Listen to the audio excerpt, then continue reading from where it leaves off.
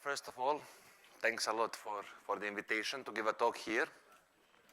And as you already mentioned, I will be speaking about CPU alternatives for future high-performance systems. So just to motivate a little bit the talk that I will give, this is a chart that probably all of you have seen many times. And it presents the historical perspective of top 500 systems as well as projected performance development in the next years. So the point that I would like to make here is that as we all know, back in time, long time ago, everything was a vector. And all computers were custom built, custom made. Then sometime during the 90s, microprocessors, namely Intel, got into HPC machines, and then we were seeing mostly server CPUs or server-style CPUs in HPC systems. And lately, we also see a lot of HPC accelerators. And it is still an open question what a future machine is going to look like and which types of CPUs is it going to have. And I am going to try to give you an alternative from our point of view and a vision of a future of something that may actually happen or something that we may see in HPC systems. The talk is structured in 3 parts. So I will start with a little bit of history. Again, probably something that all of you know already, but this is just to put in context the second part where I will speak about mobile SoCs and about mobile processors. And at the end, I'm going to speak a little bit about our experiences with low-power prototypes in Barcelona Supercomputing Center. And at this point, I need to make a disclaimer. And that is that all references to unavailable products are speculative, taken from web sources, and that there is no commitment from ARM, Samsung, Intel, or anybody else implied. Or to put it better, everything that I say is my personal opinion. And in no way is connected to these guys. Okay, so as I already said, in the beginning, literally everything was a supercomputer. Think that the first one officially to be called a supercomputer was a CDC system, sometime in the 60s. And these were big machines, usually built to order with special purpose hardware, very expensive. And then after the first few machines from control data systems, we entered the Cray era, where we had Cray 1 with 160 megaflops in 75, Cray XMP with 800 megaflops in 82. Then we broke the gigaflop barrier, which today seems ridiculous, because even our smartphones have at least a gigaflop. But in 1985, Cray broke a gigaflop barrier, and then went on to 2 gigaflops and more and more and more over time. So what was common for all these systems? They were all big, of course. Probably on all of them, people were able to sit, like on these Crays. They were all built to order. And they all used special purpose components. So they were very expensive for the time. And people were using Fortran, plus either vectorizing compilers, or people were vectorizing code on their own in order to program these machines. And now I would like to skip 10 years from the last Cray that I've shown and to go directly into ASCII machines. So the first one that I'm interested in is the ASCII Red, which was deployed in Sandia in 97, which had 1 teraflop of power. So we see from 1 gigaflop to 1 teraflop, roughly 10 years. Somewhere around 10,000 CPUs at 200 megahertz, 1.2 terabytes of memory, and so on and so on. And the key thing that I would like to point out here is that this is where we see Intel Pentium Pro as a CPU for a number 1 machine. There was one earlier, but I skipped it as well. And the other milestone that I would like to point out is ASCII White, which is another supercomputer from the ASCII initiative, deployed in 2001 with 7.3 teraflops. And it contained IBM Power 3. And both of them were programmed using message passing programming models. So a complete paradigm shift from what we had in the past to what we had in 97, 98. And now I would like to take a look at why this has happened. I mean, why server CPUs or microprocessors entered the HPC domain, and why the vector CPUs were kicked out. So here we see the performance somewhere from the 70s to the end of the 90s of vector CPUs was growing steadily. Okay, from generation to generation, performance of a single CPU was improving. And with the green line, we see the performance of microprocessors. So not only Intel, there are IBM CPUs here as well, Alpha CPUs, and so on and so on. So we can see that somewhere around 99, the best vector CPUs were still way faster than the best microprocessors. But it did happen that number one around that time was built with microprocessors. And the main reason for that is, in my opinion, that they were significantly cheaper and that they were greener in terms of energy efficiency. Because we did need around 10 microprocessors to replace a single vector CPU. So obviously performance wasn't the reason here. And the paradigm shift in programming was required as well. Okay, so this was the first milestone that I wanted to point out. This shift that took place somewhere in the 90s from vector to the microprocessors in HPC systems. Then, at one point, not only commodity hardware, but also commodity software entered HPC systems. I'm using as an example here Mare Nostrum. Not sure if it was the first one to use a Linux operating system, maybe not. So it's a supercomputer that was deployed in Barcelona Supercomputing Center back in 2004, which had 20 teraflops on Limpac and was number 4 on top 500 list at that time. It was using IBM's PowerPC 970FX in a blade enclosure together with a MireNet and 1 gigabit Ethernet networks. And the key thing that I wanted to point out is that it used SUSE Linux. So nothing fancy, nothing custom built for HPC. This was a SUSE Linux that was, of course, tuned to the system, but not built from scratch. And then, very fast moving on to today. In 2008, petaflop barrier was broken with RoadRunner, deployed in Los Alamos. It was a hybrid architecture with AMD dual-core master blades and PowerXL 8i worker blades. Again, this is a commodity hardware together with commodity software, although that some might argue that this CPU used here was not exactly the same as the one that was used in the PlayStation, but still the origins are commodity. Hybrid programming model, and so on and so forth, with a total energy efficiency of 420 megaflops per watt. So this is the best that we were able to get with the hybrid system at the time. And a little bit later, with a homogeneous system, so only multicore, Cray Jaguar running, going to 1.8 petaflops, we were able to see energy efficiency of somewhere around 250 megaflops per watt. So a little bit smaller than what we had with PowerXLs. And to conclude this history part with today's champion, basically we have Cray Titan running at 17.6 petaflops. This supercomputer can be considered to be a GPU upgrade of Jaguar. So they still have AMD Opterons as in the CPU part, and they are using NVIDIA Tesla. Okay, there's a spelling error. NVIDIA Tesla K20X GPUs. And thanks to heterogeneous architecture, it's capable of achieving 2.1 gigaflops per watt, which is a very good result.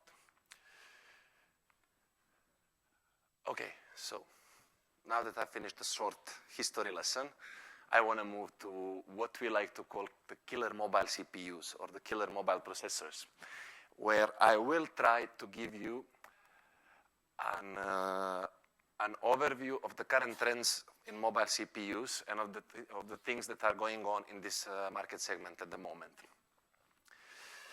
So what we see here is what we call the commodity chain, which we can view as a triangle or as a pyramid, doesn't matter. And on top, we have HPC systems. So in the, let's call it IT sector, we have the smallest number of HPC systems deployed with respect to a number of other systems that we have around. So we had in total, in top 500 of November 2012, something around 15 million cores deployed. And then right below, we see the server market, which is much bigger. And what we've seen before is that at one point, components from these market segments penetrated the HPC market, and we were able to see server CPUs in HPC systems. Then we have desktops, which I'll skip now because they're not of big interests. And finally, we have mobile CPUs. So mobile is a huge market. We have somewhere around 100 million tablets sold in 2012, and more than 700 million smartphones sold in 2012. And the thing that we will try to see here in the rest of the talk is whether it is possible that the lowest part in the supply chain, the components from the lowest part, move up to HPC.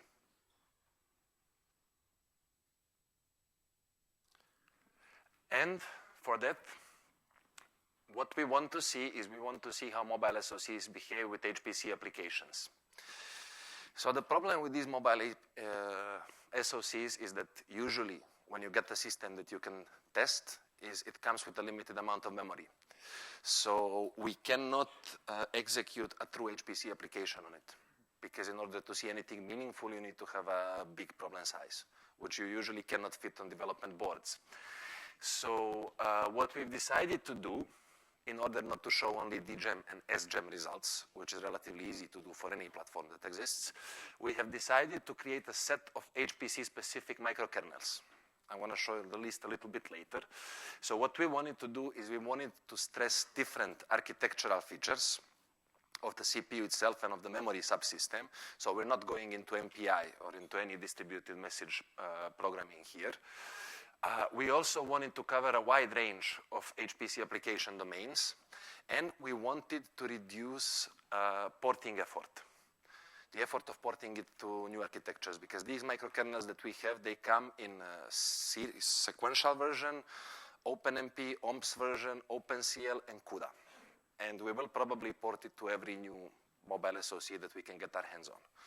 So it is definitely much easier to port a microkernel than a real-world application, since we did want to have a fair comparison between all the platforms. And I will show you a few single-core and multi-core evaluations. So the goal is to see how mobile CPUs have changed through generations and to compare them to modern HPC cores. The first core that we are going to take a look at is ARM's Cortex-A9. So this is a smartphone CPU. It has an out-of-order superscalar processor that is capable of issuing 4 instructions each cycle. And this is the first ARM's core that is truly usable for testing any kind of HPC workloads. And this is due to the fact that it was the first one with a decent floating point unit that they called VFP, and that was capable of doing 64-bit floating point and of achieving 1 fuse multiply accumulate each 2 cycles. And then the real performance, since ARM is selling only IP cores and is not making SoCs, the real performance here will actually depend on the implementation. And the first one that we are looking into is Tegra2 from NVIDIA. So this is the layout of Tegra2.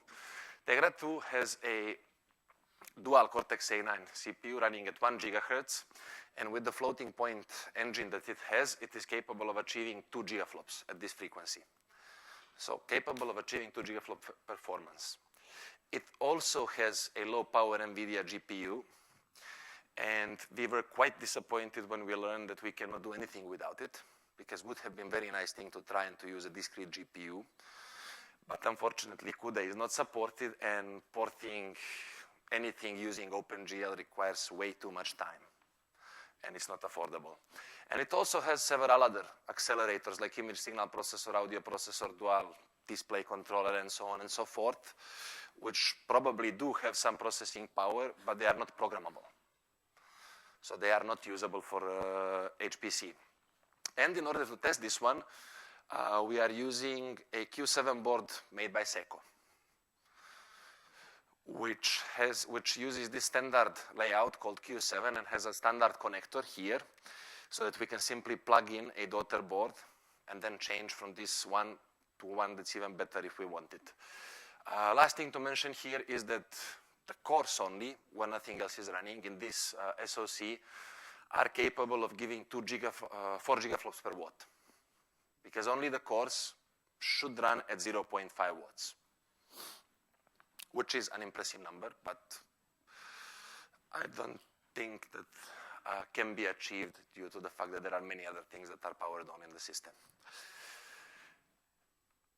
And what we also wanted to see is the next generation SoC using the same core. So it's a Tegra3, again with Cortex-A9, but running at 1.3 gigahertz this time, and it's a quad-core system.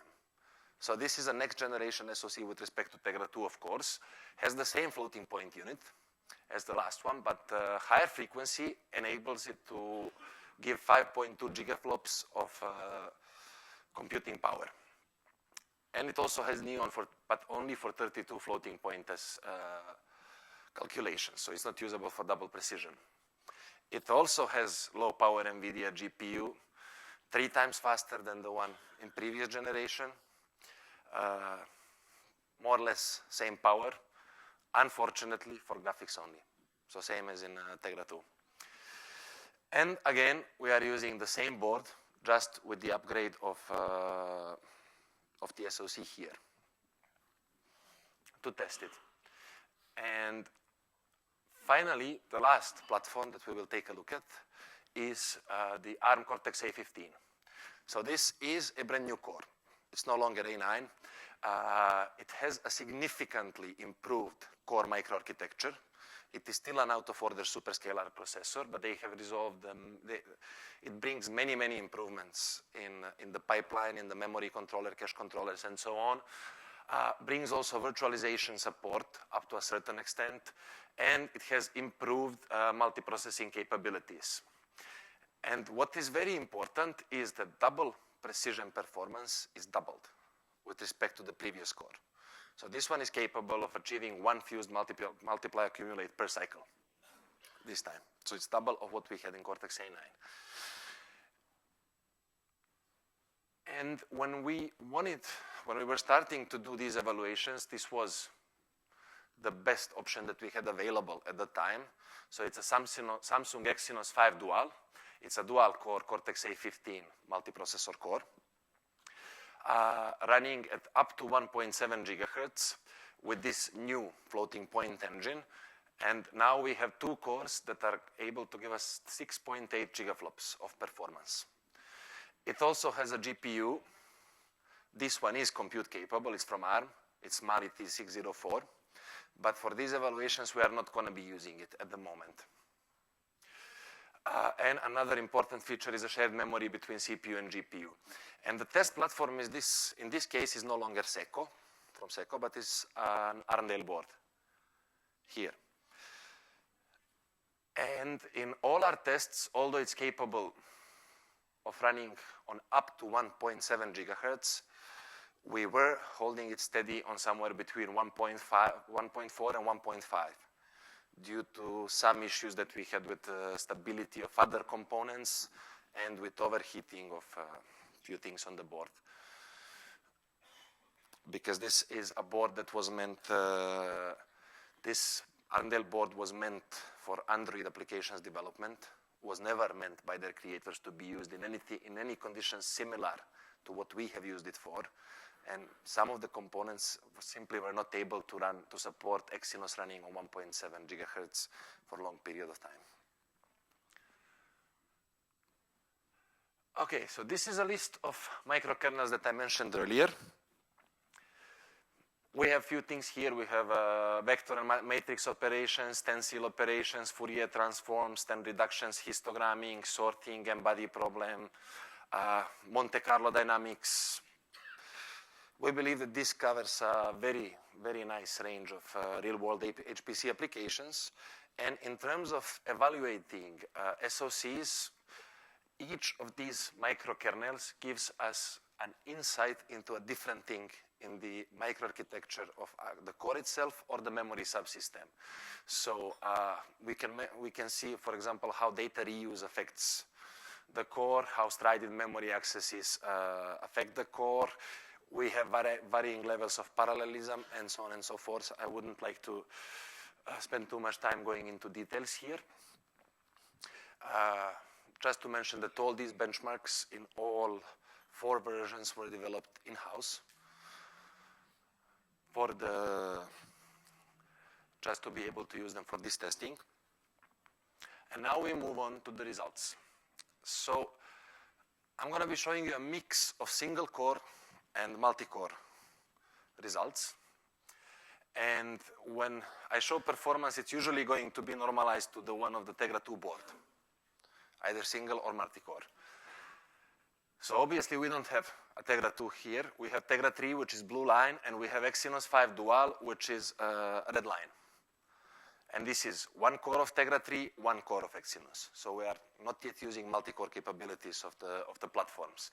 So what we see is that Tegra3, unfortunately these bars are too small, but Tegra3 does show a steady improvement, which is proportional at least to the increase in frequency, and in some cases, improvements is a little bit bigger in memory-intensive benchmarks, because Tegra3 also has a better memory controller than Tegra2. And with Exynos, we see improvements that come both from frequency and from improved microarchitecture. So remember that it had 2 times more computing power, but it resolved some things also in the pipeline, in the memory part of the pipeline. So on memory-intensive benchmarks, speed up with respect to Cortex-A9 is bigger than 10 times, just due to microarchitectural improvements. And if we move to multi-core, and this evaluation here is a little bit unfair, because the number of threads that we can run on the platform is not the same, because we are capable of running 2 threads in Tegra2, 4 threads in Tegra3, and 2 threads in Exynos. Still, we see that Exynos, on average, is the best option. Again, due to frequency, due to microarchitecture, same reasons as before. And this is happening despite smaller number of cores that are being used. So we see that the change in generation, improving microarchitecture, does help a lot for the performance. And one last thing to take a look at is energy efficiency. So, I mean, energy efficiency is not one of the things that I would like to focus in this presentation, but nevertheless, I'll show you the results that we have. And these are the results in energy efficiency for the entire board, because we were not able to measure precisely the SoC only. So it includes all the components on the development boards that may not have been used at the time. And in general case, the energy efficiency follows the trend in performance. So bigger is better. Y-axis is number of giga operations per watt. And although the increase in frequency and improvements in microarchitecture do bring additional power consumption to the systems, I mean, the overhead power, the rest of the system spends so much power that these increases are negligible, and we do see improvements going from one generation to the other. To summarize, on average, in single core performance, what we see here is that, as expected, Tegra3 is roughly 1.4 times faster than Tegra2 on a single core, and Exynos is, A15 is somewhere around 3 times faster than A9 in Tegra2. And here I'm showing also single precision results, which are very similar, with the difference that speed up of A15 is a little bit lower than it was with double precision results. So this is the trend that we have observed with the SoCs that we had at our disposal and that we were able to actually measure. And one thing that we would really like to see is which effect ARMv8 architecture would have on HPC application and which trend we would see. So ARMv8 is a 64-bit architecture from ARM announced. We have two products announced on their website, A57, which is a big core, which according to them brings improved performance in all workloads up to 3 times, announced at the same power budget, and also brings interoperability with Mare GPUs. This core should bring double floating performance at least, because in ARMv8 architecture, the support for double precision was announced in Neon. So we should see 128-bit words, meaning it should double performance on double precision workloads with respect to the one that we saw with Cortex-A15. And another core is the Cortex-A53 from ARM, which is very similar to this one, can execute everything that the big core can. The only difference is that it's slower, way slower, but uses a lot less energy than the big one.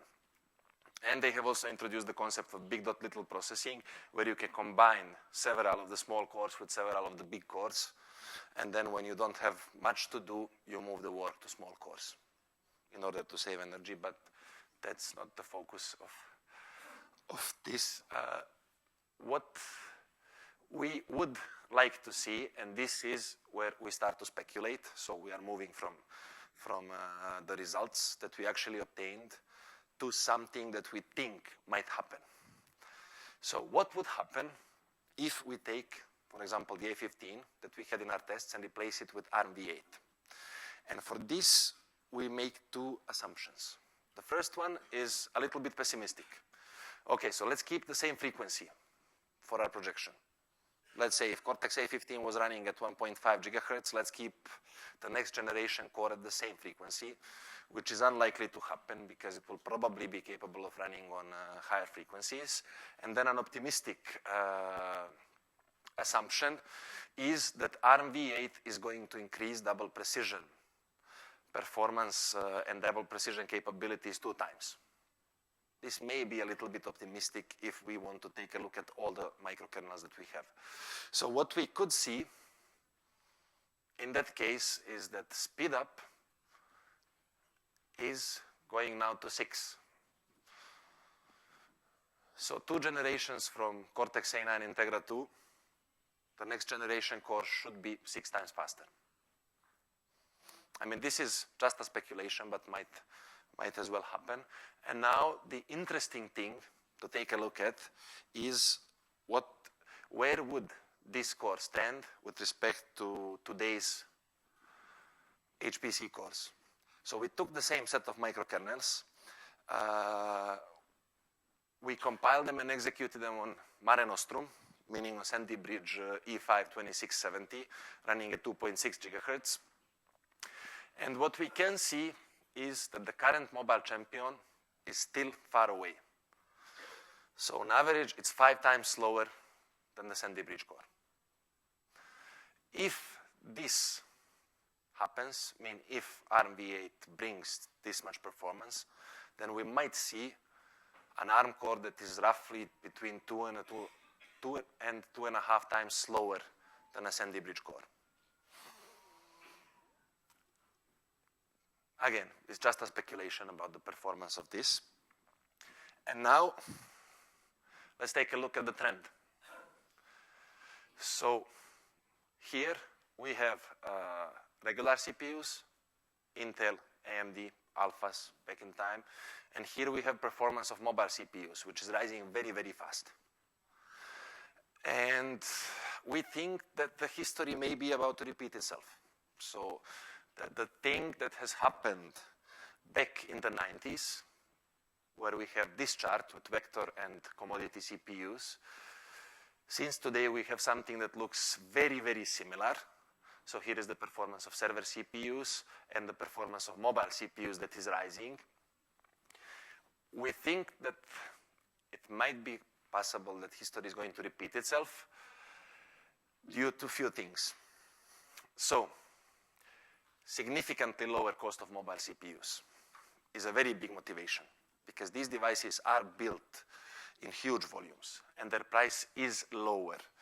And here we are speaking about thousands of dollars for a Sandy Bridge or AMD style CPU with respect to hundreds of dollars for a mobile CPU.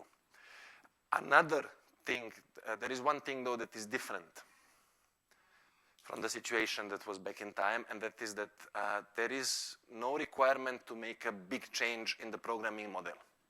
There is a difference because these mobile cores are weaker in performance, and this means that the applications will have to show bigger degrees of parallelism. But the good thing is that we are not speaking about an order of magnitude or 2 orders of magnitude. We may be speaking about 2 to 4 times more threads in order to be able to use a supercomputer built with mobile CPUs. And one thing that I really need to say here is that at the end, this doesn't prove anything, I mean. This is not under any circumstances a proof that mobile cores will make it into HPC.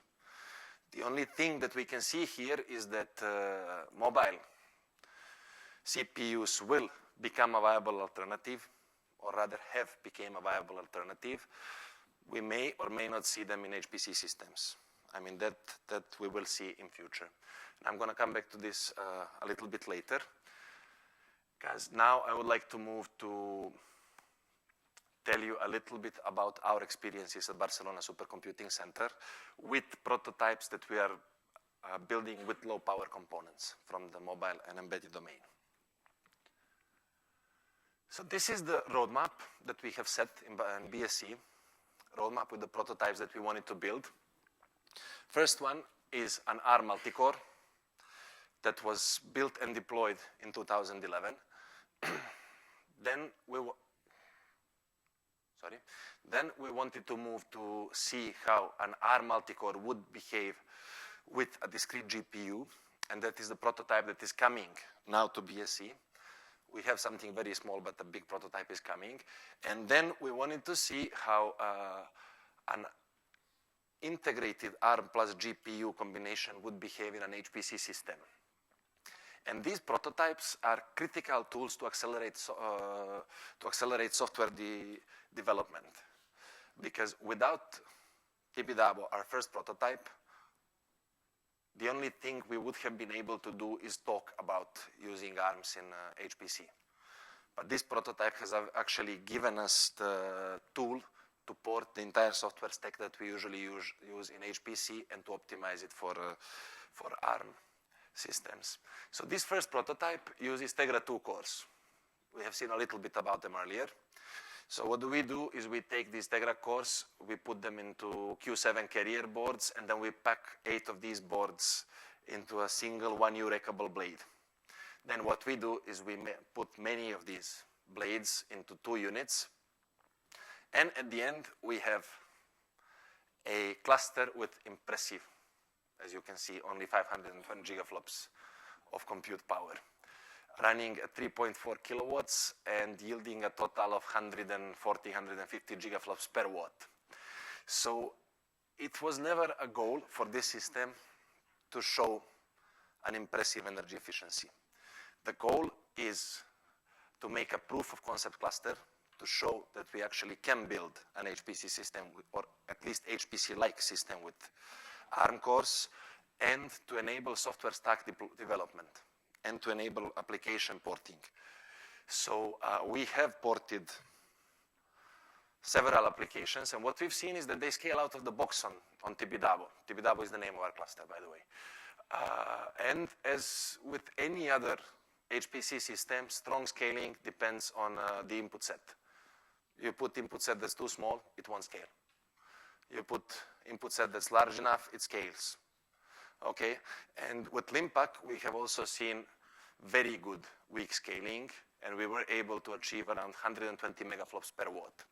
Now, this number is not impressive per se, but the problem that we had is that the boards that we used were development boards, and that there were many components powered up, like HDMI controllers, keyboard, mouse controllers, and so on and so forth.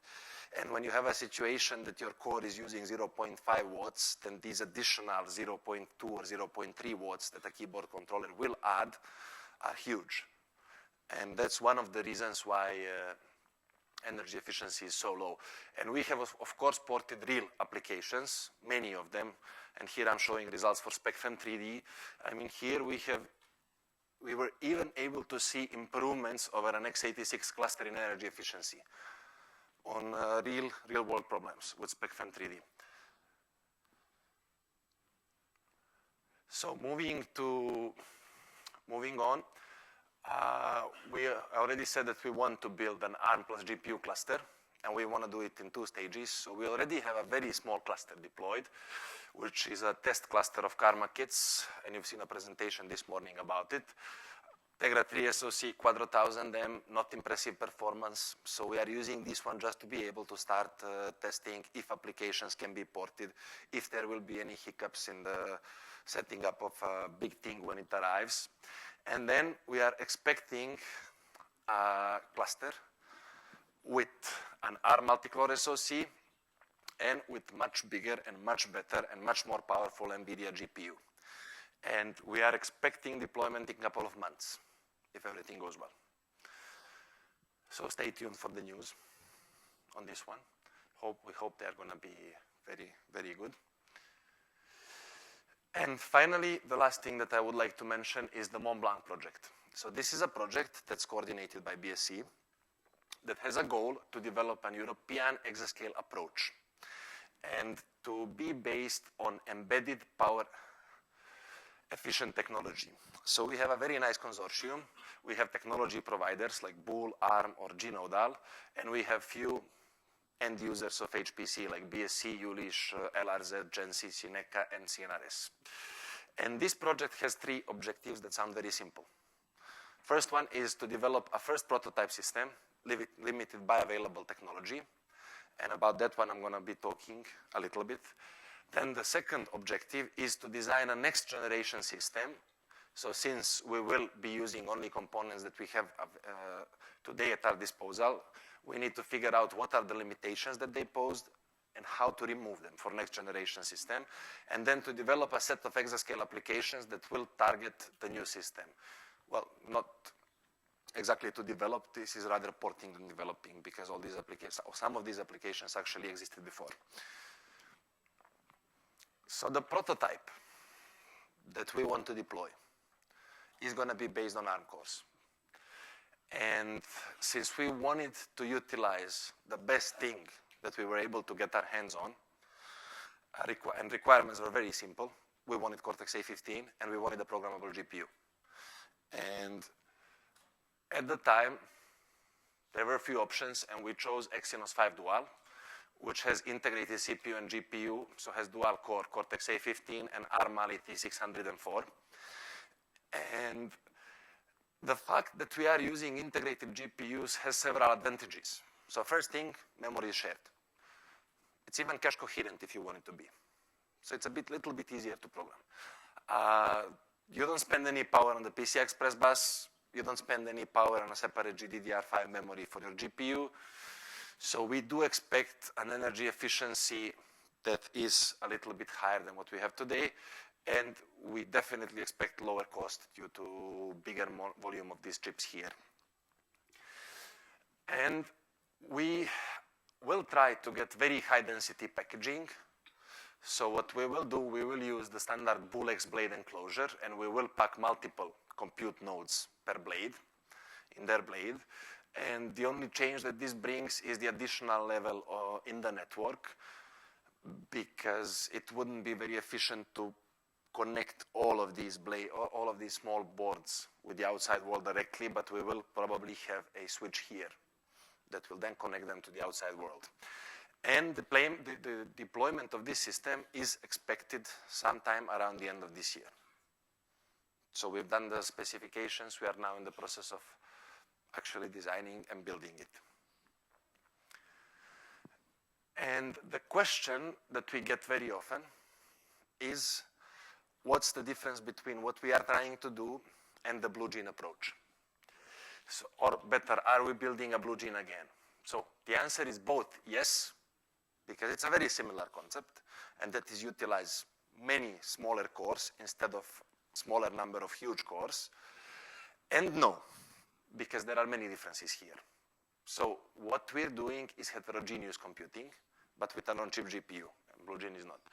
What we're doing is we are using commodity components versus special purpose components, which should bring us lower cost of the system.